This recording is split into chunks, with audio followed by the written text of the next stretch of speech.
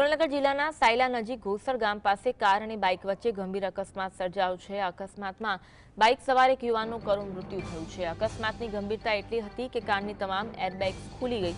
અકસ્માતમાં ગંભીર રીતે ઇજાગ્રસ્ત યુવકને તાત્કાલિક 108 દ્વારા સાયલા સરકારી હોસ્પિટલ ખસેડાયો। ત્યાં હેમરેજ જેવી ગંભીર ઇજાઓ જણાતા તેને વધુ સારવાર માટે સુરેન્દ્રનગર રિફર કરાયો હતો, પરંતુ ત્યાં સારવાર મળે તે પહેલા યુવકનું મોત નીપજ્યું હતું। પોલીસે આ મામલે તપાસ હાથ ધરી છે। અકસ્માતમાં યુવકને હેમરેજ જેવી ગંભીર ઇજા પહોંચતા સારવાર દરમિયાન યુવકનું મોત થયું। સુરેન્દ્રનગર જિલ્લાના સાયલા નજીકની ઘટના ઘોસર ગામ પાસે કાર અને બાઇક વચ્ચે ગંભીર અકસ્માત સર્જાયો। આ અકસ્માતમાં બાઇક સવાર એક યુવકનું કરુણ મૃત્યુ થયું છે। અકસ્માતની ગંભીરતા એટલી હતી કે કારની તમામ એરબેગ્સ ખુલી ગઈ હતી।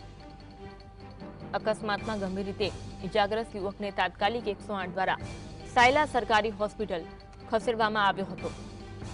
આજ અંગે વધુ વાત કરીશું। સંવાદદાતા વિપુલ ફોન લાઈન પર જોડાયા છે। વિપુલ, ઘટના અંગે માહિતી આપશો।